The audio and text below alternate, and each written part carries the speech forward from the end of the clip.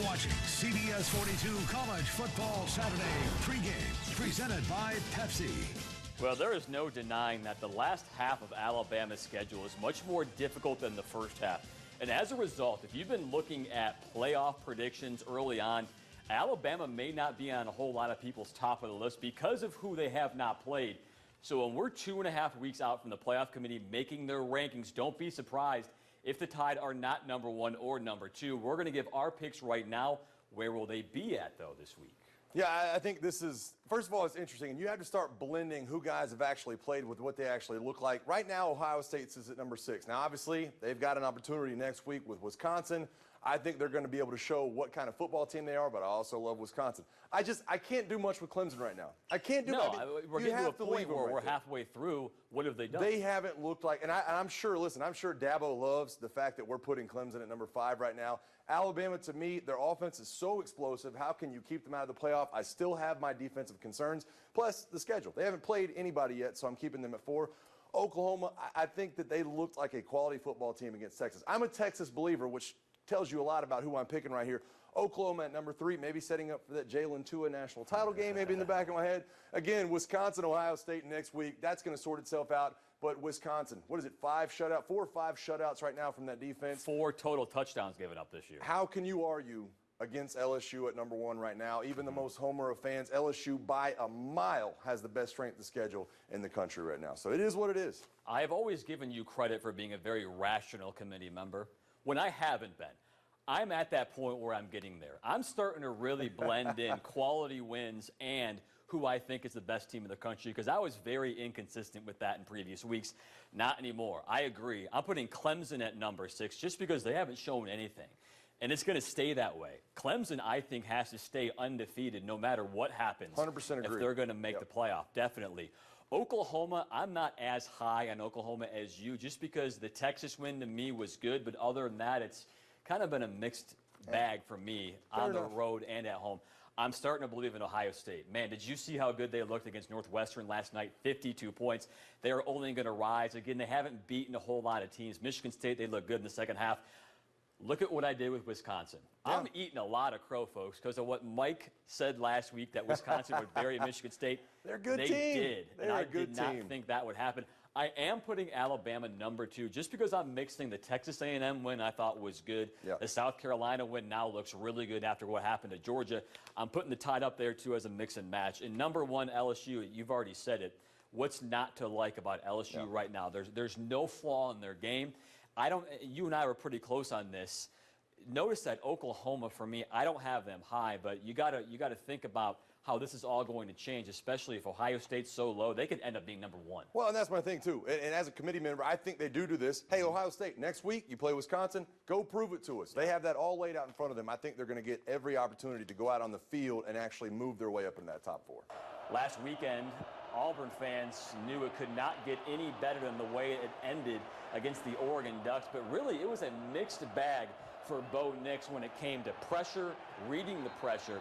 We have a handful of plays here that Mike's going to break down of why Bo Nix probably did better than a lot of people assume. Yeah, and listen, I think it comes down to his offensive line. Here you're going to see the look, and you got to give Oregon credit. I mean, you look at the defensive fronts that we'll see throughout these films.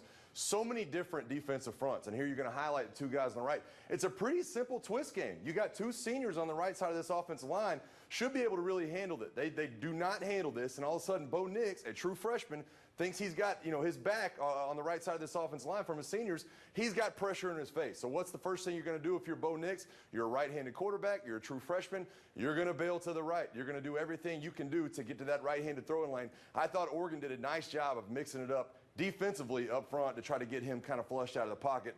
There you see him rolling right, makes a smart move, throw it only where my guy can get it, and obviously things turned out pretty good. Now here you're going to see, obviously, different defensive front. Look at this. They've kind of get these guys in the B gap. They're going to put this guy in a bad situation. This is great play design by Gus Malzahn. Hey, listen, I'm going to get his back turned to the defense. He's not going to be able to see. But we're going to put these 2 guys in really difficult situations, trying to read the misdirections, trying to read the end arounds. You see Boobie Whitlow does a nice job of selling into the flats right here. He's going to get lost. He's going to get behind the defense right here. This guy is done. Bo Nix does a nice job looking at him, getting his head turned around. This guy, once he sets his feet right here, he knows he's got Bobby Whitlow streaking up the sideline. Nice throw, nice catch. Make a guy miss. Can't quite get it done. Again in the end zone. Again, a completely different defensive front. You've got two guys with their hand down. Linebacker walk up. Defensive end with his hand up. You see this guy over here on the edge. Now, if you're the offensive line, you are sliding right. You've got your senior sliding right here. You see Mike Horton. Got to have his eyes out to these wide guys. Jack Driscoll does a nice job picking it up. But guess what? Again, Bo Nix looking left. He thinks he's picked up on the right. He should have his right guard over there picking that guy up. Does a nice job stepping up. Scrambles. This is what you're looking for out of Bo Nix, right? If you're a freshman, the gamer, that's what you want to see out of him. So you're telling me his senior linemen are letting him down? They're letting him down, and that's what's crazy about it. I know Gus Malzahn's pulling his hair out. Here, another interesting kind of play design where you get the misdirection, get him out of the backfield. This is what you're seeing. This is the fourth down, by the way. This is the fourth down. Basically won them This the game. is what I'm talking about. This is smart by Bo Nix. Guess what? Covered. Okay, what am I going to do? I'm going to stick my foot in the ground. I know where the chains are. You get it by what? About that much? You got to give credit to Bo Nix for knowing where he's at on the field, knowing the situation, knowing he can't throw it away, knowing not to make a bad throw. This very seat is where rat poison was born, like rat poison.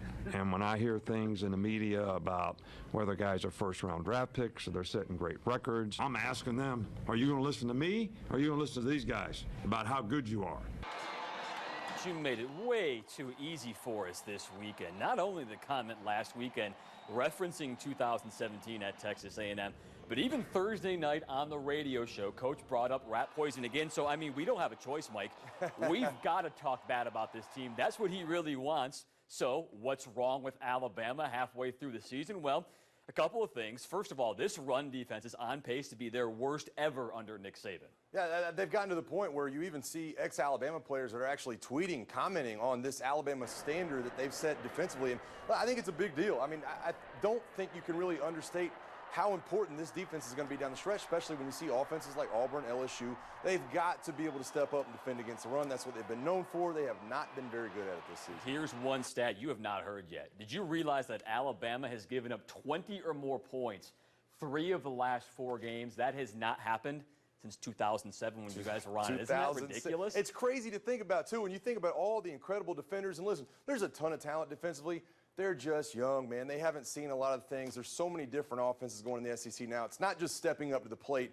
You have to have these guys mentally prepared. It's been a tough stretch so far. And it's not just defense, it's the penalties. They are 101st in the country. You may not realize that they have so many penalties in the game, but they're averaging 66 yards per game. Yeah, how many times do you hear opposing fans saying Alabama always gets the benefit of the doubt penalty-wise? Definitely not this year. It has not happened. You look at the penalties. By the way, Tennessee leads the SEC in penalties, lack of penalties, I guess I should say. So that should be an interesting matchup today. They say discipline wins a championship. That is not discipline. Alabama's got to get that fixed, Coach. Get it fixed, or you're not going to win a championship. And third, lastly here, we knew special teams would be an issue in 2019, but we didn't think that they would be 4th to last in punting, 33 net yards per punt. Yeah, Skylar DeLong, Will Reichert, whoever's been back there punting. And luckily for Alabama, I mean, the offense is so good, there hasn't been very many meaningful punts. But that is an issue. I mean, when you get into these games against LSU where you're looking at a 1 versus 2 matchup, every yard is going to count, field position is going to count. You have to be able to flip the field. Punters are a weapon. I guarantee you, Nick Saban saying in every drive with a kick, that includes punts. You have got to get better on that if you're Alabama. Whether it's Skylar DeLong or Will Reichert who's been out, they really want to get that shored up because when you come to play LSU, field position is going to mean everything. So Nick Saban wants the rat poison. If he keeps talking about it, we'll keep coming up with stuff that they want to get better at. You can count on that. And a crucial week in the SEC on CBS 42, Georgia and Texas A&M. It's a game that Georgia already has the East locked up, but there could be some speed bumps along the way. Weather could play an issue at home with Texas A&M, but can A&M keep it close? Can A&M keep it close, I think, is the biggest question. I don't think they can. If you're a Georgia fan right now, you're holding your breath every time Jake Fromm gets hit, every time a lineman gets rolled up, every time something happens. You're just saying, please get us through this game and next week and stay healthy into that SEC championship. They're going to need all hands on deck to play LSU. Close first half, not so close in the second half. Georgia is ready to win this SEC. What a battle it's going to be against LSU and Atlanta. In the Big 12, Texas is not technically out of making the title game. You may think they are. Baylor beats them today. They will be the team that faces Oklahoma in Dallas on December 7th. Jalen Hurts, though, Mike, is not on the other side of the football for Baylor against Texas.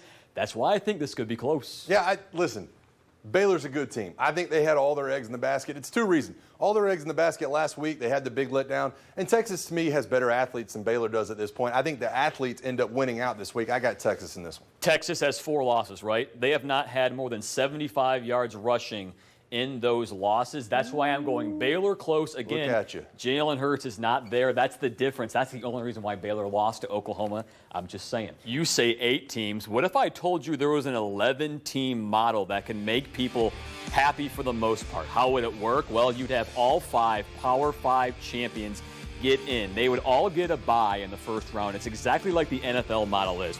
Then the next 5 highest ranked teams, say it's a playoff ranking, a BCS ranking, they all get in. And then the number 1 highest ranked group of 5 champion also gets that 11th seed.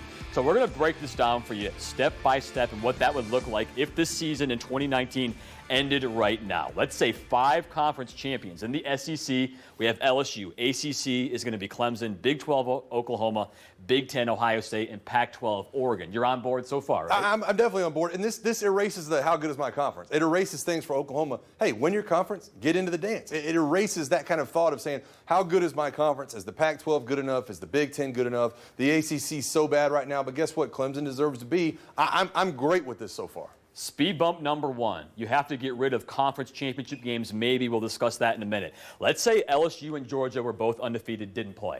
Let's say Oregon and Utah were both undefeated in their conference and didn't play. Who's the champion? They're co-champions. Back to the days in the 90s and the 80s. But whoever has the highest ranking, call it BCS playoff ranking, they get the bye. Both conference champions, they both get our champion. One gets a bye. How do you feel about that? I like that to an extent. I think you're going to have some really disgruntled teams that are saying, we're undefeated. We're co-champions. Why aren't we involved in this? And I think there's a way to still play the conference championship game, take out a cupcake weekend, move the conference championship games up to this coming Thanksgiving weekend. I think you can still work it in there, but I think you're going to have some disgruntled teams if they're undefeated and they're not getting that bye into the second round. There's ways to get around that. We'll talk about it in a second. Okay, next step is at-large teams. There's 5 of them in the Power 5 who would be at-large. You mentioned somebody like Georgia. Why don't they get a shot? The loser of the Pac-12 championship game, why don't they get a shot? Heck, even in the winner of the Pac-12 championship game. So, using the 2019 model, if your 5 conference champions have the bye in the first round, how about your next 5? As of right now, it's Georgia, Alabama, Utah, Penn State, and Minnesota. Now, the 11th team would be Florida, ranked number 11 right now, but you have to give 1 bid to group of 5 to make everybody happy. What do you think? I think what's still interesting about this to me, you're still going to have conferences that are bickering. The Big 12 saying, oh, how come we can't get a Baylor in? We can't get an Iowa State involved in this because Georgia and Alabama are so far up at the front. But listen, I think this gives every conference the opportunity to at least get in the dance. I think you're minimalizing the gripe. And me, a guy that didn't like the playoff at first, I think we're headed in the right direction if this was something we could get done. You're always going to have people who can complain. The goal is to minimize the complaining and give everybody a decent, fair shot. So what would that bracket look like? Well, obviously, it would be the seeding 1 to 11 right here. And you're going to go strictly by top 5. Again, conference champions, they get the bye. And then you go straight down the list of rankings after that. This is the way it would look in 2019. So you're wondering about a bracket. Here it is. This right now would be your wild card type weekend, conference title weekend right now. This is your Heisman weekend or the Army-Navy weekend, playoff weekend, national championship weekend. 1, 2, 3 are going to play the teams in here. 4 and 5 are going to play each other. I think, to me, and we didn't even bring this up earlier, the most intriguing part of this is there's that gap in here where these teams can still go to a bowl game. And the best part about that, can we play these games at home? Can we do that? I think you'd have to. Can we play this? Utah comes to Happy Valley. Can we go Georgia and Memphis? There's a home team in there. This Minnesota comes to Alabama. And exactly. Then all of a sudden you're playing 2 of those extra home games. All of a sudden those cupcake games don't mean as much for the home gates for some of these teams like Alabama saying, boy, those home gates, the TV contracts. Guess what? all of a sudden we're blowing those numbers up, and you're saying, bring it on, baby. If I'm Oregon and I'm up in Autzen Stadium, I'd love to bring in Jalen Hurts in Oklahoma. Bring on that home game for me. You say that's the best thing. Here's what I think's the best thing. You lose wild card weekend, you lose the second weekend, you still go to a bowl because that's the beginning in the middle of December.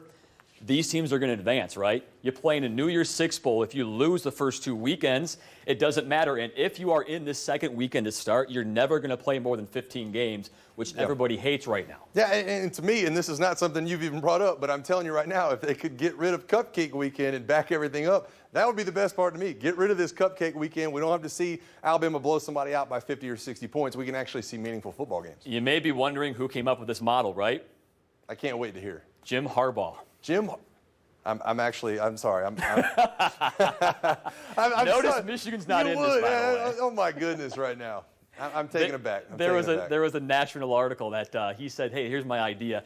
Tons of speed bumps, but I thought something very interesting with what it could look like if you tweaked it, you got rid of Cupcake Week or changed the conference championships. Yeah.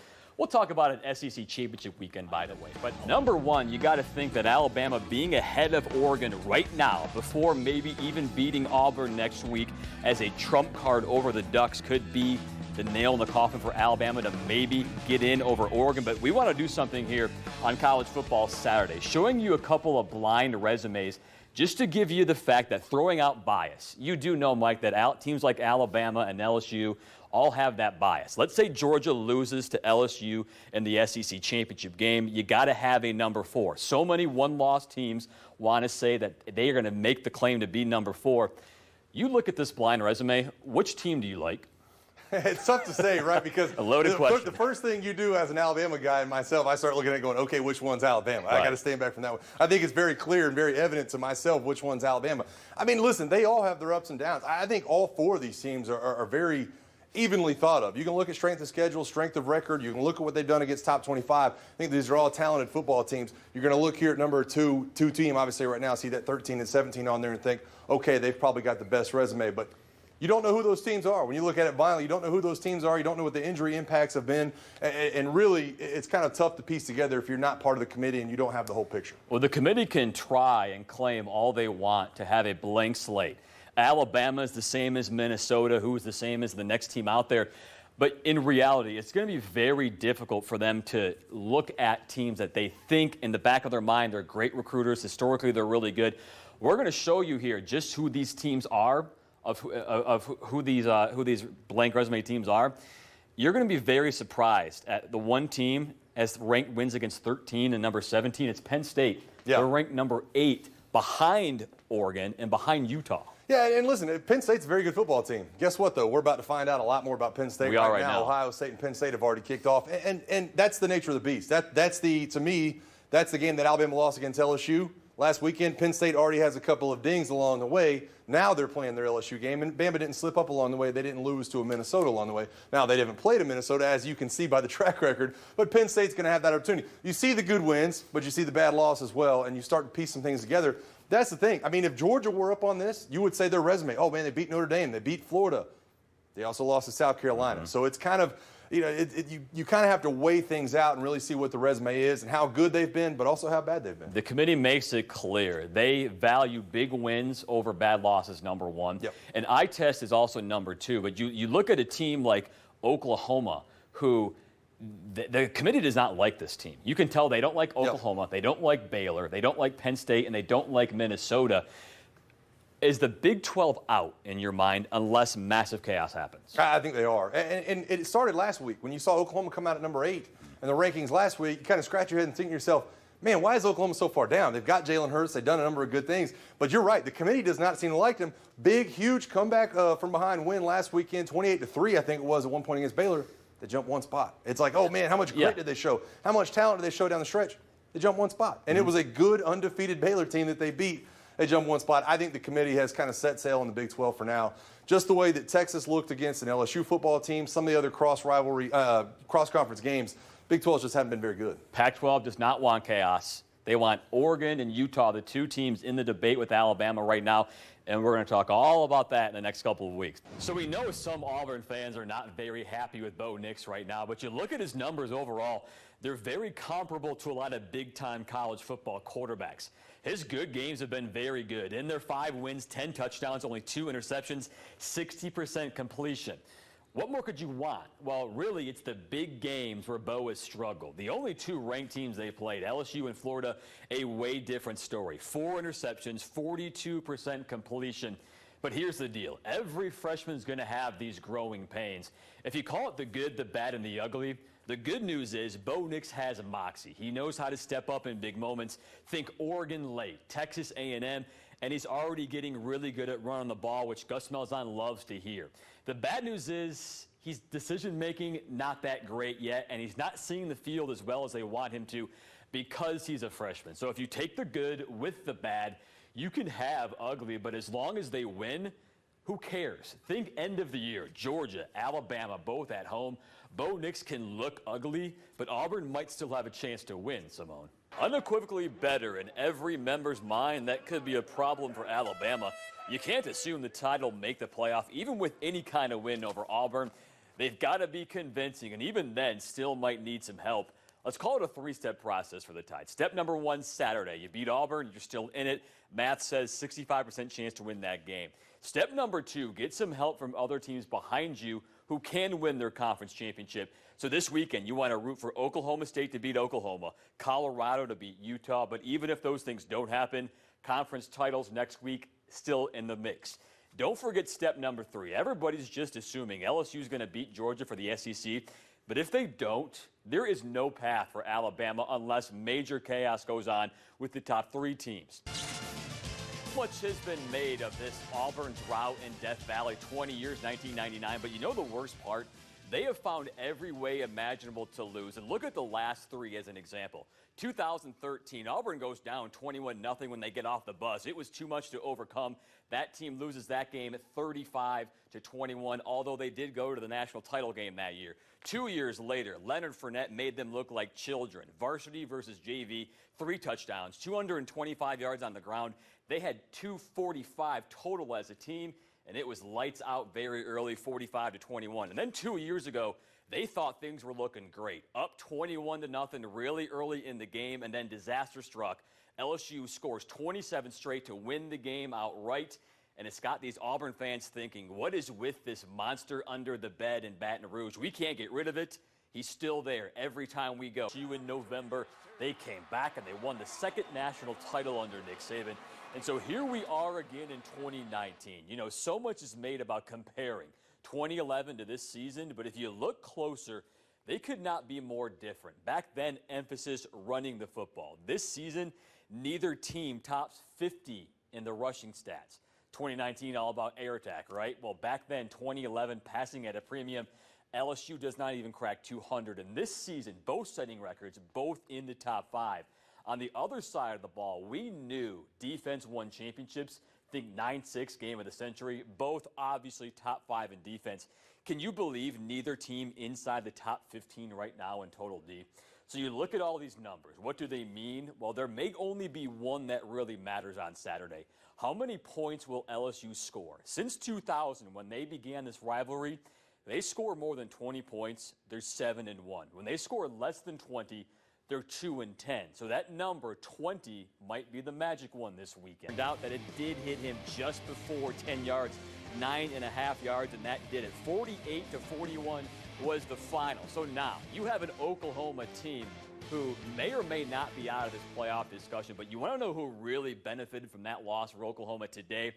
It was the SEC, in particular, the loser of the Alabama and LSU game in 2 weeks. Why is that? Well, if we're going to put 1 and 2 at the top, assuming the playoff will be that way next week, if you have Oklahoma gone, Big 12 is out with no losses. If you have Clemson at number 4 and they stay undefeated, Ohio State stays undefeated, one of these 2 teams stays undefeated, who else do you have on here that you would want to put ahead of the loser of Alabama and LSU? Penn State, probably not. Florida already lost a game to LSU. They'd go ahead of Florida.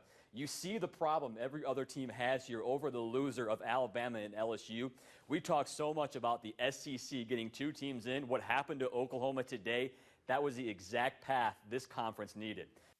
Now, if you look at Alabama's future schedule, there's no doubt they're changing up how they do things, as Burns said. Gone are those neutral site games that have dominated the past 10 years. They're being replaced with Power 5 home and homes. That's why starting in 2022, the Tide will travel to Austin to take on Texas, a team they've met several times before. Alabama will be on the road first in all of these series and then play a home game in the following season after these years. In 2024, the Tide go on the road to Wisconsin. Then in 2025, it repeats itself again. Florida State, home and home, starts in 2025. 26, they've got West Virginia. That game starts in Morgantown. That series does. The 2 last played back in 2014. Then in 2028, Notre Dame, always a highly anticipated series, gets underway. And finally, in 2032, that's a long way off, but close for the Crimson Tide when they'll kick off a home and home with Oklahoma. And Brees, with the playoff committee putting a ton of stock in non-conference schedule difficulty, you're going to see this trend continue across the country. Brees, back to you.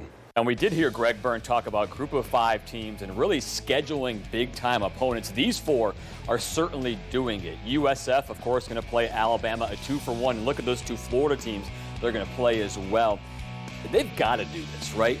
There's nothing else a group of 5 can do. They can complain all they want. They have to do things like this. Well, I mean, what's the downside? If you're a USF and you look at it and say, okay, what's the downside that's going to happen here? Either they come in and win, and Alabama comes in and beats a USF, and you say, oh, well, that was probably supposed to happen. Alabama, historically, one of the top teams in the country every single year. Okay, well, we lost to an Alabama. If you do put up a good fight, and you do put up, one of those games where you maybe they win by a touchdown, maybe you win by a field goal, then all of a sudden you have that resume builder. This game always comes down to who wants to win the game more. And those of us who don't play in the game, we can't quite understand just how big of a deal it is. Trent Richardson played in both those games in 2011 against LSU. He knew what was on the line. He knew all the emotions. And we had the chance to bring him in our studio this week just to go over all the game film and what it all meant. Nighttime in Tuscaloosa, Bryant-Denny Stadium. It is filled to the brim.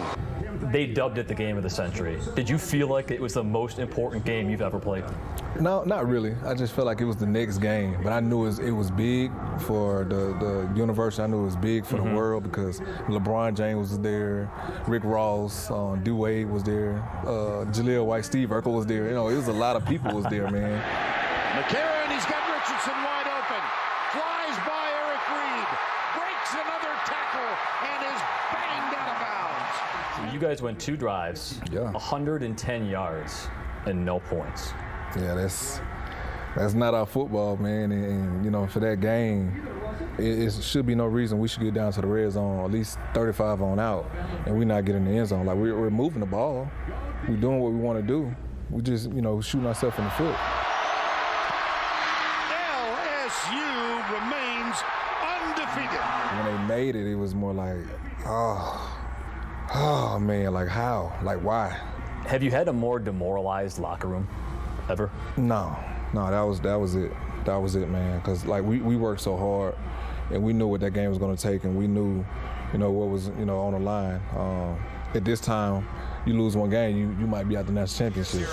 Number 1 LSU, number 2 Alabama, round 2, an all-SEC championship game. You go to their backyard. Yeah. What was that moment like when you guys realized that it was 1 versus 2, you slid up to number 2, you have another chance? Oh, that moment was we weren't gonna lose. Our whole swagger was they bet not let us get back into this game. This first quarter is so eerily similar to the last game. You guys drive the ball, you do what you want.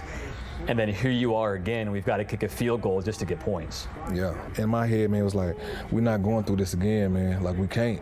I mean, a lot of us, this could have been the last time we played football. It's the last time we're going to be together. So at the end of the third quarter, this had to feel great because you're up by 12. You get a 2-touchdown lead. And again, LSU still has not crossed midfield. Yeah. You feel like you've got the game in hand, but really, what are you thinking? We got to get a touchdown. we really got to get a touchdown. We don't get a touchdown, at any time they can really come and, score 2 touchdowns or score 2 scores. It's ironic that you say we got to get in the end zone. 120 minutes of football. Yeah. Nobody scored a touchdown. What was this like? This feeling here, like you just don't understand, man. That feeling there, it's one of the best feelings that you can ever have, man. Beside me having my kids, that feeling there, man, that was better than getting drafted, for real. Really? Yeah, it was better than getting drafted for me, man, because it meant a lot, man, for my family. Alabama gets a second chance and makes the most of it. They win the BCS championship. Man, just this feeling, man. And I played in 2 national championships and won both of them. You know, you start thinking about, but man, you know, this could be my last game at Alabama. Like all these 110s and all these hours spending in study hall and all these, you know, good cussing outs that we, you know, got and battling with my brothers. Like this is what it was for. Like this is what it meant. That's all part of that saying, the process. It's an overblown statement, calling it the process. Are you thinking about this moment right now when the process is happening in September or August? Oh, yeah. Oh, yeah. You're definitely thinking about that process. And that's the only way you can keep going, for real. In September, that's definitely especially in the summer. It meant so much to us, man, because we went through that tornado. Like, we said we was going to win the national championship. Like for that was the reason of us. Like we lost a lot of people in Tuscaloosa. We lost a lot of families, a lot of schools, a lot of, you know, we lost a lot. And so, like that whole year was dedicated to, you know, that tornado, like that what we went through, and you know, a lot of people in Birmingham, we knew it was the only way to bring glory, you know, to bring some type of, you know, smile back to Tuscaloosa. Back to Birmingham, back to Alabama, is to win this national championship, and that's what we set out to do in the summer. So, like the whole situation, man, like that feeling, man, that movie was the comeback, was the fight, it was the process, it was the ropes.